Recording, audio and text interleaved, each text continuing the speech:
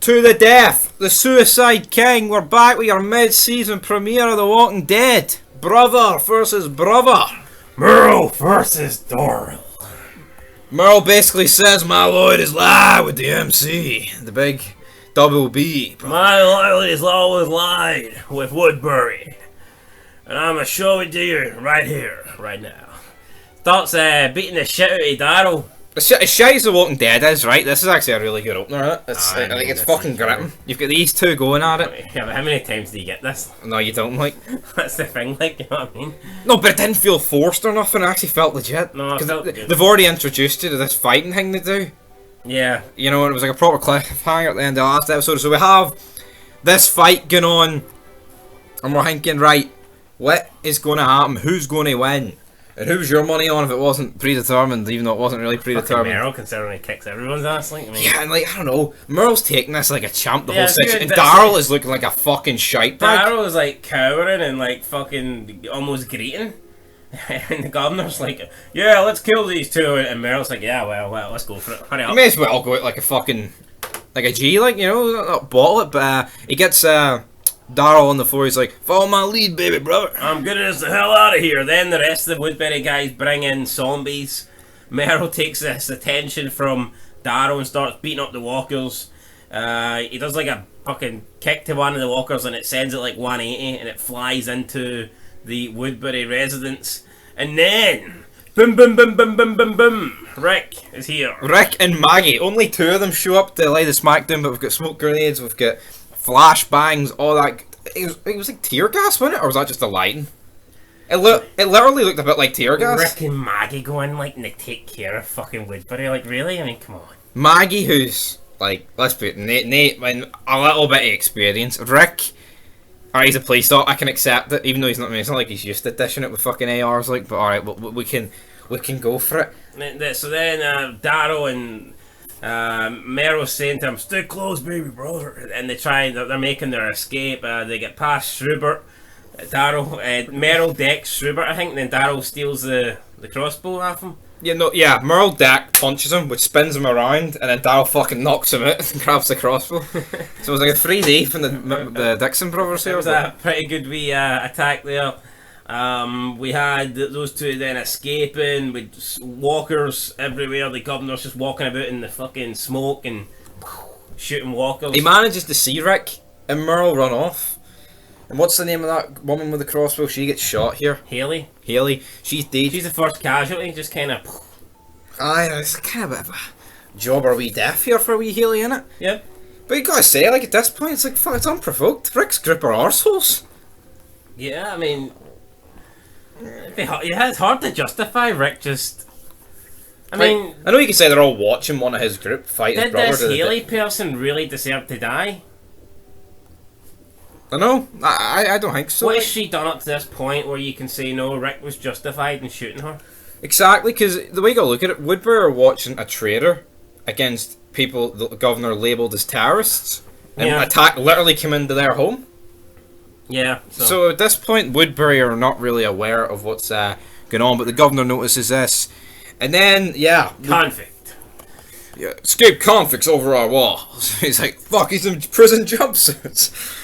I don't know. I actually thought it was pretty funny, all that. But we managed to get out to the woods. We've got Michonne and Glenn. Rick's like, they're trying. Rick's like, you ain't coming with us. And then Merle's like, we ain't got time to deal with this. And then he starts beating up walkers, and he's like, I could use a hand here. I've only got one hand. Bro. Literally. So then they escape. They get to the woods where Michonne and Glenn were waiting, and as soon as they see Merle, it's no happy. They're not pleased. Yep, Glenn and Michonne are not happy. Guns out, katana out. Rick's sticking up for him. Merle's like slabbering with one-liners. It was brilliant. Absolutely buries Michonne. He says, "Oh, she used to run about with two walkers chained up, like slaves." It's kind of ironic. Yeah, Merle's the man. Do you see how much charisma this guy's got to the fucking other five standing here? It's like, it's night and day. Then Daryl tells him to shut up, and Merle's like, "No, you shut up, you little pussy." And this dog's got a massive fucking nose pipe if you want to snout. Triple H, it's time to eat the treats. This Triple It's triple K9. Hey, anyway, there, we just took a bite, but we got derailed there. Some dog with a big massive nose just popped up on the TV screen. Anyway, right, back to the review. Merle's about to like confront, you know, about to him and Daryl maybe about to come to blows, and then Rick just pistol whips Merle in the back of the head, and KO'd. That's Merle doing for a couple of minutes. And then we proceed to get this debate about where Daryl's gonna go. Why are these uns expecting him? Because he wants Merle in the group. Merle's blood, brother. Yeah, Merle's family. Yeah, he's your family, not our family. That's what Glenn says. Then Glenn says to Daryl, "You're our family." It's just contradicting. But it's very unreasonable for the group just to think that Daryl's going to be like, "Alright, man, I'll see you later." Yeah. See, as much as unreasonable as this was, because it really was, Rick then talks to Daryl alone, and he's like, "No, it's either me and Merle or none of us." And then, like, but Maggie and Glenn are all for the idea of bringing Michonne back.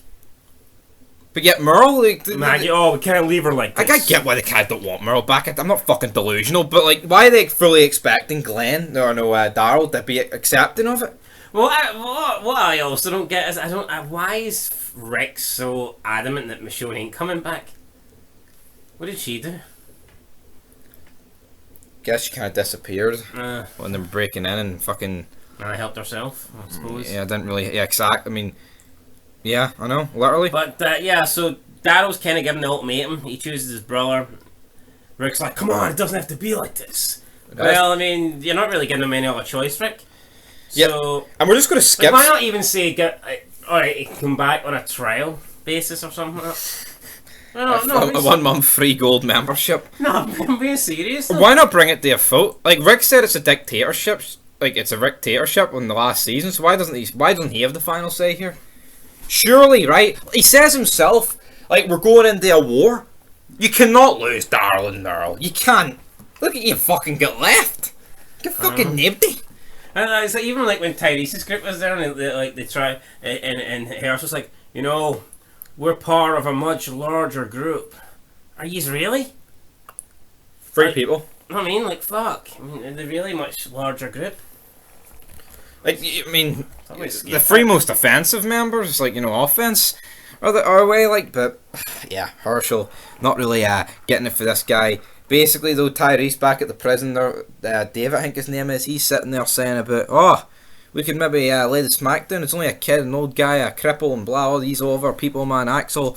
But then Tyrese basically shuts it down. Looks like you got Beth and Axel about to come out and give them a hand, burying the body, and it's almost like, what's his name, David's going to smack Axel. But Tyrese steps in and is like, "Hey, yeah, I'll take this stuff, thanks very much." How would that go? Like, see, as soon as he smacked Axel, fucking Tyrese would have snapped him in two. Can't believe what happens to Tyrese later on. But yes, right, I think this is the most annoying scene in this episode. So they find a car, Maggie, Michonne, Glenn and Rick. And then Glenn has an outburst on Rick. Yeah, I don't get this. He's like... What the fuck does he want Rick to do? Practically beg Daryl to stay? Glenn's annoyed that they went back to get Daryl. And he's not even there. Now they've lost him and he's blaming Rick for this. But, I mean, Rick's the one that came to fucking save you. You stupid wee... Bastard. No, but right, but let's look at it from another point. They saved Daryl. They did, because if they didn't go back, they would both be dead. Yeah, they saved Daryl, and then they gave Daryl like a really unfair ultimatum. And then Glenn's like annoyed at Rick that Daryl's now left, but I'm not counting Michonne because she's not part of the group. Glenn was the most vocal person about Merle not being allowed back. So, if Glenn wants to blame anyone at this stage for Daryl leaving, it's probably fucking on Glenn. I'd say it's on Glenn here that Daryl's left. Yeah, exactly. But again, it's just, I don't know what it is. Is it like, is that what they're going for? Is it just shit writing? Even when Glenn and Maggie first meet Merle, they're awful hostile to him. He fucking left him on the roof. It's like, "Hey, no, we ain't bringing you back. We'll tell Daryl to meet you here." Like, I know. But that's before Merle even done anything to them. I know it's a different world and Merle was a bad guy, but yeah, like the hostility here, doesn't really. But yeah, Glenn here it's embarrassing. I don't know why he's so pissed off at Rick, like, and then Rick's like, "What do you want me to do? Go and beg him to come back?" Like, I mean, fuck me. If Glenn's so annoyed, wasn't Glenn going after him? I know. Rick realised pretty quickly, he's obviously choosing his brother, I'm not going to fucking beg him. And why should he? He's a fucking grown man. Why not, I don't see why they couldn't do a compromise.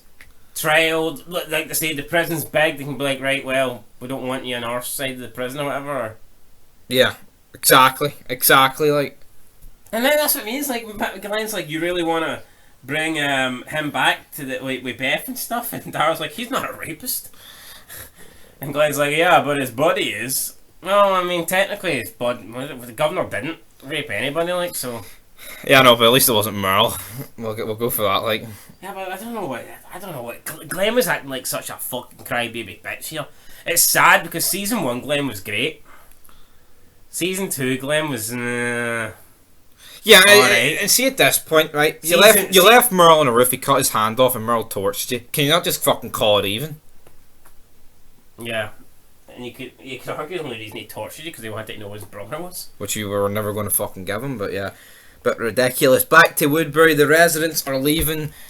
Right, why are they leaving? Because Woodbury's like fucking safer than it. Yeah, they're all saying, especially this black guy who I've never seen before, but he's acting tough now. He's like, it ain't safe here. You gotta let us leave. Alright, because it's fucking safe outside, you stupid prick. See, beyond the walls, very fucking safe. No one ever dies out there. I mean, let's be real, Woodbury does seem really safe, apart from the fact that Rick's group just attacked them. I mean, these people, I don't know why the governor's even wants a big community. I know to try and get back to normal and all that stuff, but, I mean, these are just passengers. Literally. Then someone gets bit. Oh, it was Tim Foster, or whatever his name was, Richard Foster.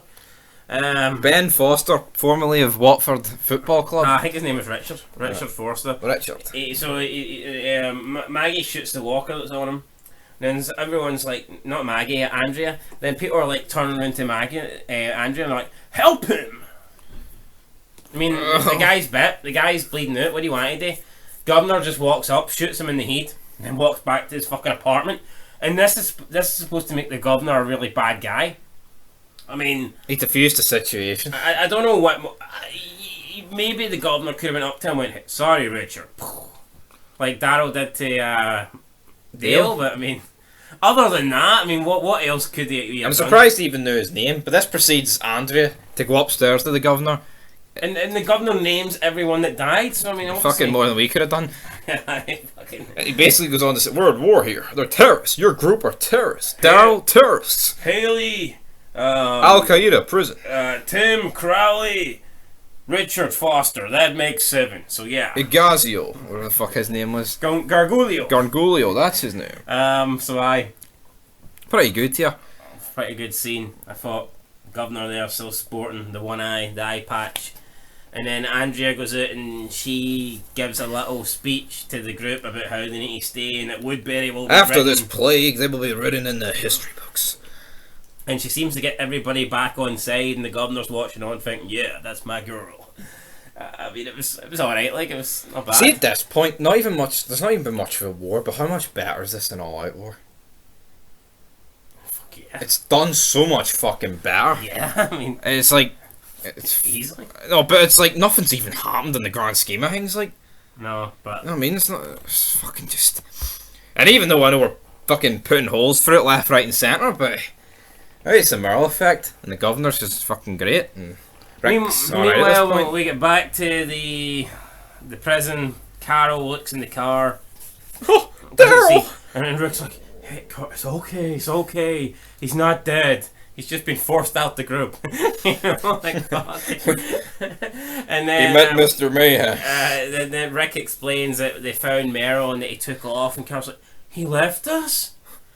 Why are they making it out as if Daryl found his brother and then he said to Merle, fuck these guys, let's just go off on our own? That's not what happened. I mean, and even if he did say that, yeah, but it's his fucking choice. But they didn't give him a choice. They literally says, here, you gotta come back with us, but he ain't coming, you know? So, I mean, how can you really be fucking annoyed at the choice that Daryl made? And also, right, why can anyone begrudge Daryl wanting to go with his brother and not the group? Even if they didn't want him, I know. And Merle didn't want to be with Emma, for example. Then you've got, so Rick's like comforting Carol. She can't believe that Daryl left them. And then Carl just brings up, we lost Oscar too. Oh yeah, that one. That guy completely forgot he died. That's an episode later. Yep. So I mean, yeah. And I think you're supposed to care. Rick comes through the gates. Then Tyrese, through the gates, through the cell block. Just Tyrese walks past Tyrese's group. Tyrese wants to speak to him. Rick ain't having it. picks up the baby. Little ass kicker. Then they come back. Rick comes back into the gang. He wants to talk to them, and basically Rick starts seeing things again. Starts seeing Laurie. And I mean, how long are they going to drag this out for? I think this might be the last episode. He gets these flashbacks, or whatever, these visions. But No, he sees her in the field when the governor comes and shoots, doesn't he? well, maybe he does. So yeah. But yeah, like, how can he have this whole gunfight with the governor in Woodbury and then like he returns and then he gets his PTSD? Like, what the fuck? Like, what's going on? Yeah, I don't really get it. Then he's telling Laurie to get out, but Tyrese and his group think that he's shouting at them. And he pulls his gun. Herschel's like, Rick, I'm telling you, you're making a mistake. These are good people. I know what's good about this, so it's like, why doesn't Maggie and Glenn voice their opinion here? They're all totally against Merle and shit, but why not say to Rick, well, these could be dead people, we might need them? They just sit like fucking mutes. They just pick and choose when they want to go against Rick. I think did Glenn not say something about I think we should let them stay or something like that? Nah, it wasn't fucking... Yeah, but then when Rick said no, I think he just... mouse mode? Yeah, he just backed down. Herschel again here saying, oh, Rick, I'm telling you, you're making a mistake. Yeah, well, wasn't that when it was fucking your farm, was it, Herschel? You were happy to make mistakes. Aye, exactly. And see, you think about it, back then it was more civilized, and the fact that Rick and Shane were police, I mean, you should not have been like more willing to like open up and fight them in. I know, it's just hypocritical for them all. It really is, brother. And basically that's where the episode ends with Rick in meltdown, and we're going to have to rate the episode out of 10. Suicide. Punching that. Suicide King, what would you give him? I liked it, I'm giving it an 8. Yeah, I liked it too. It's sad though, like once Merle and Daryl went off, that was it. No yeah, more. never got to see any more scenes. Guess we see them in episode 10. But anyway, I'll give it an 8 as well. I really liked it. Really good way to kick off the mid-season premiere. And Woodbury, can they bounce back soon? Make them look strong, damn it. 8 out of 10.